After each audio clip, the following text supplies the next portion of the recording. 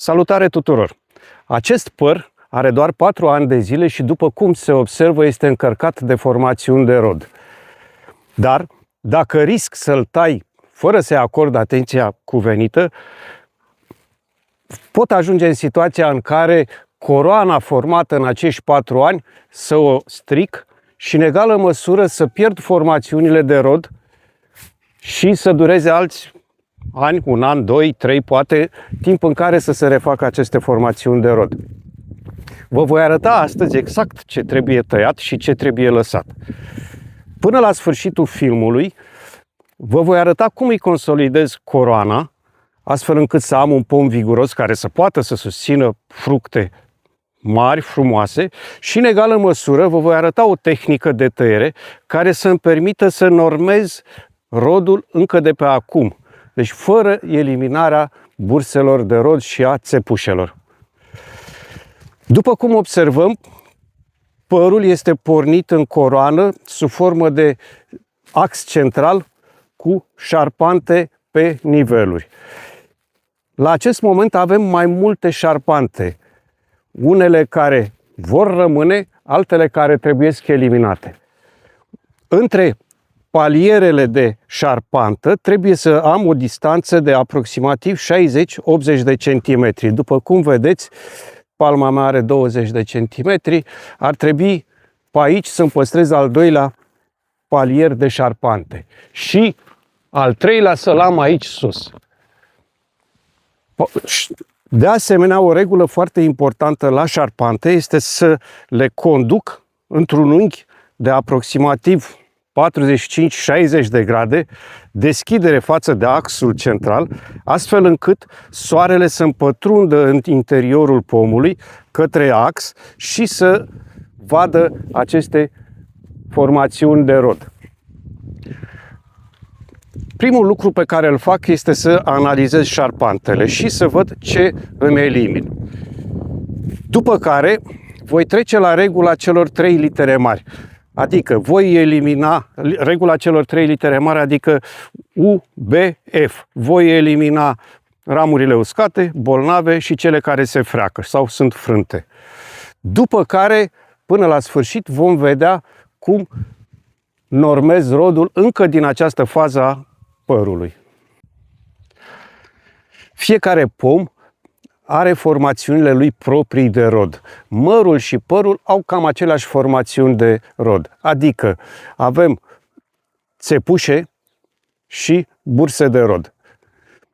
Ele sunt prezente sub forma ramurilor scurte. Din această cauză este foarte ușor de avut grijă cu normarea rodului și cu protejarea, să nu eliminăm ceea ce nu trebuie. Deci, ramurile scurte care prezintă aceste umflături și vârfuri nu trebuie eliminate. Vârfurile sunt țepușile, iar cea care s-au umflat mai mult, cum este asta de aici sau în partea asta, sunt bursele de rod. Acest păr, după cum observați, are 4 șarpante, 1, 2, 3, 4 și aici o subșarpantă care pornește din șarpantă și este foarte viguroasă.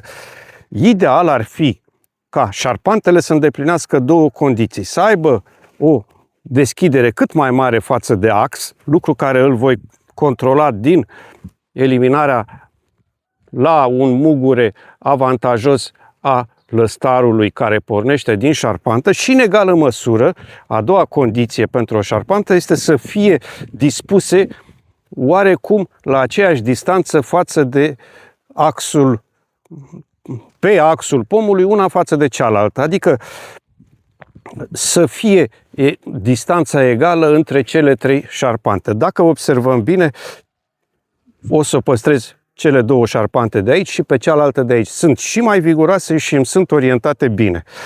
Voi elimina, îmi pare foarte rău pentru această șarpantă care pornește de aici, are foarte multe formațiuni de rod, o să o elimin de aici și apoi până la sfârșit mă mai gândesc, văd cum îmi iese, dacă o păstrez sau nu. Cealaltă de aici o să o elimin la cep. Nu mă ajută. Și Acum încerc la acest palier de șarpante să-mi dau o deschidere cât mai mare.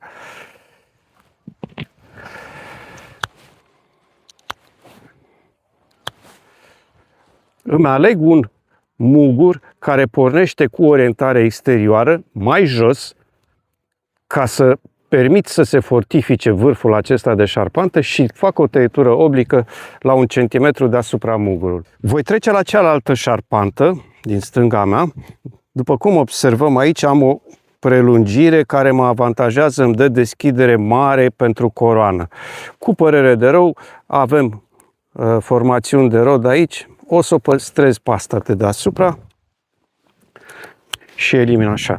Observăm câtă deschidere îmi dă. La fel, voi scurta prelungirea șarpantei destul de scurt, la o distanță destul de mică de șarpantă, astfel încât și această porțiune de pom să se întărească și să am o șarpantă solidă, viguroasă. Cea de-a treia șarpantă, iarăși am o deschidere foarte bună. Aici am un lăstar Lacom, dar la baza lăstarului Lacom am o bursă de rod, deci îi voi face un cep mic și păstrez bursa de rod de aici. Iar lăstarul de acolo îl elimin. Scurtez ramurile laterale lungi care nu-mi trebuiesc și aici am de ales. Teoretic ar trebui să elimin această prelungire inestetică și să-mi formez din începutul de lăstar Lacom o porțiune de șarpantă care ulterior să se întărească, să tai destul de scurt. E o dilemă foarte mare. Aici observați că am mult rod, viitor rod. Dar dacă păstrez aceste țepușe, para care va crește va trage șarpanta în jos și o rupe. Atunci îmi calc pe suflet și elimin de la cep formațiunea care pornește în jos și îmi dau o orientare exterioară acestui Lacom crescut în vârf de șarpantă dintr-un noi care să-mi permită să ies în exterior. Trec la următorul palier. Aici pomul a pornit foarte frumos. Din cauza asta e o dilemă foarte mare. Ar fi putut să fie șarpantă și această ramură.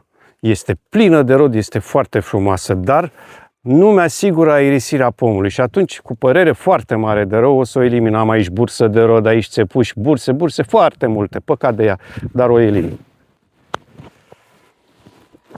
La fel voi proceda și cu celelalte de aici, pentru că următorul palier de șarpantă la mine trebuie să fie aici. Am spus mai devreme că trebuie să am 60-80 de centimetri între ele și atunci o să le elimin deasupra burselor de rod și mai văd pe parcurs ce fac. Am trecut pe partea cealaltă la zona mediană între cele două paliere de șarpante, iarăși am foarte mare aglomerație de formațiune de rod. Aici am o bursă de rod foarte frumoasă, țepușe. Pare rău, foarte rău de ele, dar o să elimin așa și mai văd pe parcurs. O să vă explic mai spre sfârșit de ce le las și cum le las. Iarăși o porțiune intermediară. Spuneam că șarpantele mele de mijloc vor fi aici. Deci până la cele 3 șarpante voi aplica aceeași tăiere. Las cât mai aproape de axul central formațiuni de rod. Voi păstra, oarecum sunt orientate bine, al doilea palier vor fi cele 3 ramuri, al doilea palier de șarpante. Deci, pe asta pot să o elimin tot la fel deasupra formațiunii de rod și ea era plină de rod. Aici de desubt iarăși se formează o bursă, o să o las pe șarpantă. Aici e un Lacom și aici la fel. Vârful de șarpantă mi-l scurtez să se întărească și îl scurtez aici, se vede foarte bine, am un mugure care îmi va da pornire către exterior, 1 centimetru deasupra, tăiere oarecum oblică. La fel procedez și aici cu formațiunea de rod intermediară. Am ajuns la palierul al 3-lea de șarpante. Mi-am propus să le păstrez pe cele 3 de aici. Vârful este acesta, axul. Nu mă ating încă de el. O să elimin de la cep lăstarul Lacom, care deja e concurent vârfului, și voi da o orientare exterioară bună pentru șarpanta de aici. La fel voi face și în partea cealaltă. La șarpanta de aici nu mai ajung de pe picioare și atunci am găsit soluția ajutătoare. După cum vedeți, are lăstari Lacom porniți în interior, clar, nu trebuie să rămână pleacă. Vârful șarpantei iarăși este orientat către ax și se poate transforma într-un ax secundar. Nu-mi trebuie eu să plece. Voi păstra această formațiune de aici, scurtă, care îmi dă o ieșire exterioară bună. Și atunci voi elimina așa și de aici. Acum am format cele 3 șarpante de pe al 3-lea nivel. Observați, dacă vedeți bine, parcă sunt sigla de la Mercedes. Cele 3 axe orientate una față de cealaltă în mod egal. Ce mai trebuie să fac acum? Cel mai important lucru. În vârf, pomul se prelungește pe 2 direcții. S-a format un capăt în 2 direcții. Unul trebuie să rămână, celălalt pleacă. Un pom are un singur vârf, nu 2. Din acest motiv îl caut pe cel mai drept și cred că cel mai drept este ăsta de aici și pe celălalt îl elimin de la ochi. Perfect. Teoretic ar trebui să îmi scurtez și vârful. Am să-l mai las și văd mai târziu ce se întâmplă cu el. Nu vreau să reduc pomul pe înălțime. Am să-l mai las. Am terminat de tăiat părul. Ax central, drept, puternic, cu 3 paliere de șarpante bine direcționate, corect echilibrate una față de cealaltă. Aici avem palierul de jos, aici palierul de la mijloc și spre vârf cel de-al 3-lea palier. Comparativ cu mărul, părul face formațiuni de rod și pe axul central. Acest păr este foarte încărcat. În mod normal, ar trebui să elimin din formațiunile de rod, să tai burse de rod, să tai țepușe, tocmai pentru a norma viitoarea producție de pere. În primul rând, mă avantajează acest lucru pentru că îmi doresc să am pere mari. Dacă le las pe toate formațiunile acestea de rod, voi avea niște pere mici, pipernicite, care nu-mi plac, nu mă mulțumesc. Ce pot face acum? Spuneam că în mod normal aș putea să le elimin. Nu le voi elimina. De ce? Voi face o normare a rodului la momentul de legare a fructului, după ce a înflorit, și voi elimina atunci o parte din fructe mici, doar ce au legat.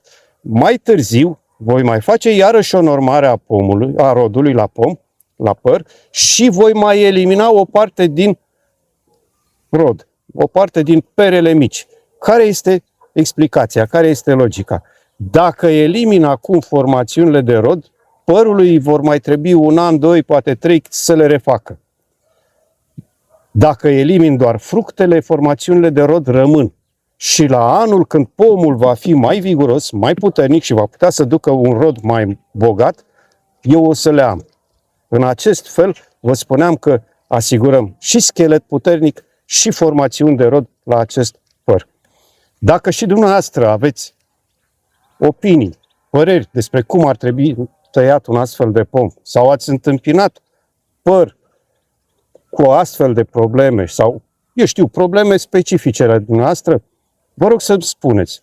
Haideți să discutăm, haideți să comentăm asupra lor, să găsim împreună soluțiile, pentru că, în fapt, din acest motiv facem toate explicațiile. Eu fac, din cauza asta fac toate explicațiile, toate demonstrațiile, să găsim soluții și să învățăm împreună. Până la următorul filmuleț, vă doresc să aveți spor la lucru și un rod cât mai bogat.